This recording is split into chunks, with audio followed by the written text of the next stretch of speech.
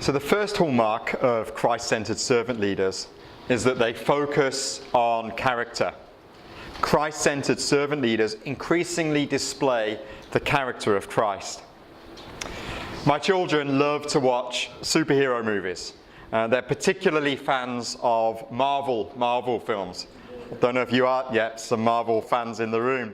But I've been interested in watching these films with them, how the portrayal of superheroes has changed over the years. When I was young, quite a while ago now, the superhero not only saved the day, but they also had this higher ethical or higher moral code where they were genuinely good people as well. I don't think that's the case anymore. That seems to have changed. Often superheroes are depicted as flawed characters who seem to cause as much damage into seeking to defeat the bad guy.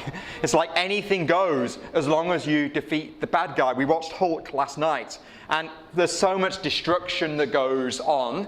We don't really know what happens to those people in those cars that get flung around, or the buildings that are destroyed.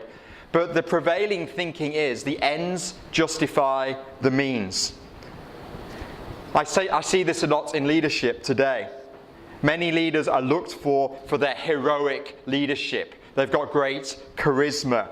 They work towards accomplishing some great goal, some feat, and all their followers, are people around them who try and help them. They're there to help them accomplish their great goal. Often they're merely pawns to help them achieve their own ambitions. The problem is, the destruction that is caused along the way. These superhero leaders often are oblivious to the people, the things that get hurt or damaged along the way. Servant leadership is different. You see, those superhero leaders questions are not asked about their character. Things like integrity, humility, trust, they are ignored. But this should not be the attitude of a Christ-centered servant leader. It is always character first. And godly character should never be compromised for the sake of a goal or accomplishment.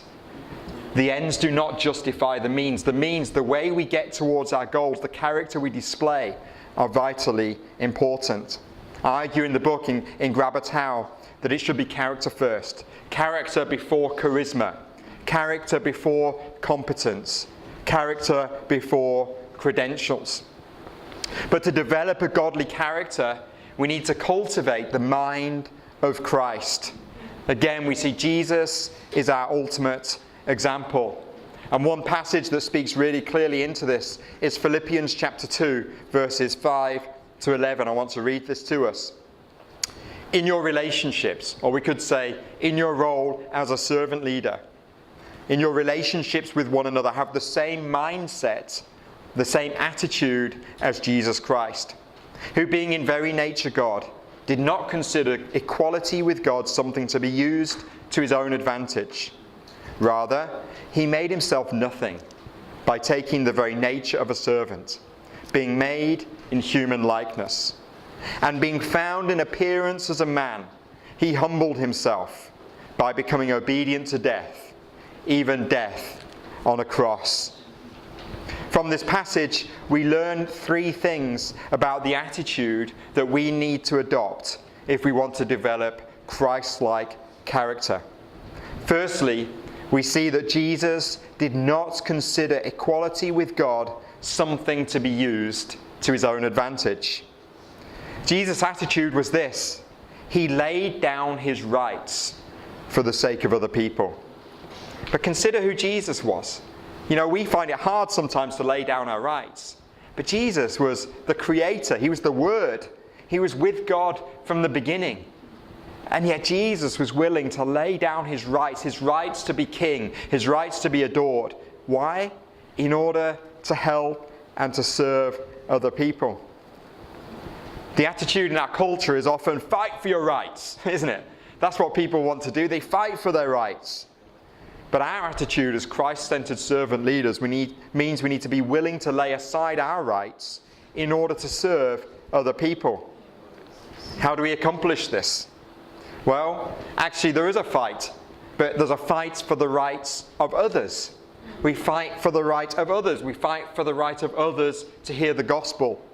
We fight for the rights of others, the underprivileged, the less advantaged, the poor, the marginalized. In fact, there's a gospel imperative that we should serve those less fortunate than ourselves. You see, when we fight for the rights of others, actually that's a really exciting way to live. God takes us on incredible adventures in his service. The second thing we see, not only did Jesus lay down his rights, but he made himself nothing, taking the very nature of a servant. The attitude of Jesus was this, in the nature of a servant, it was, how low can I go? How low can I go? Being born in a stable, in a manger, to ordinary parents, in a working class town, outside of the palaces and the glory, he made himself nothing. And then as we saw, he washed his disciples' feet. He grabbed that towel, no matter who was in the room. The attitude in our culture is very different, isn't it? It's how high can we go? We want to climb the corporate ladder. We're achievement focused. But our attitude means as Christ-centered servant leaders, needs to be one of self-sacrificial service. One rapper in the UK, he said, the way up is the way down. The way up is the way down. That's the expression of Jesus, isn't it?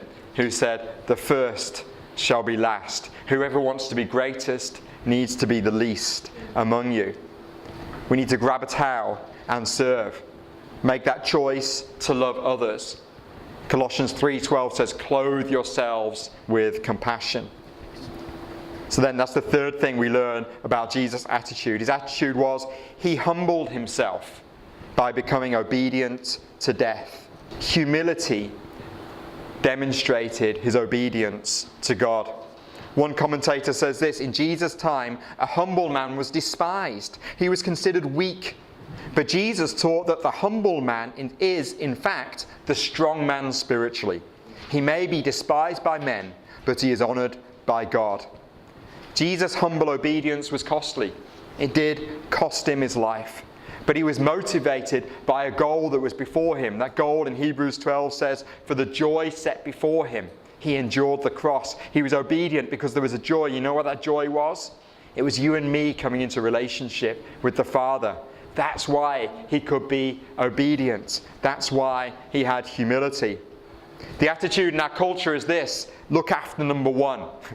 Don't be a walkover. You know, for the men in the room, often we're told that humility is weakness and we're to be strong. But actually, if we follow the example of Christ, we see that humility is actually strength. It's the strength to obey God no matter what. The strength to obey him and put him first. Humility is not weakness. Humble people are not walkovers, forced to do the bidding of others. Humble people have the character of Christ. And just as courage is not macho bravado, true courage is being willing to go against the flow and obey God and trust him with the outcome. How do we demonstrate this? How do we demonstrate humility? It's simple. We do humble things. We do the things that we think are too demeaning. We do the things that others are refusing to do. We do the humble tasks, the unseen things, the dirty things, the things that we think others may even criticize for us, but we do it as our service to the Lord. This passage makes it clear that Christ could never have fulfilled his destiny if his character has contradicted his calling. That's why we believe that we must make forming a Christ-like character an absolute priority if we are to become Christ-centered servant leaders. It's character first. We need to lay down our rights. We need to commit to serving others. And we need to humbly obey God by doing humble things. What kind of leader do you aspire to be? A superhero leader who may cause destruction along the way? Or do you want to be a Christ-centered servant leader that grabs a towel and serves others and puts others first? You see, Christ-centered servant leaders grab a towel and they increasingly display the character of Christ.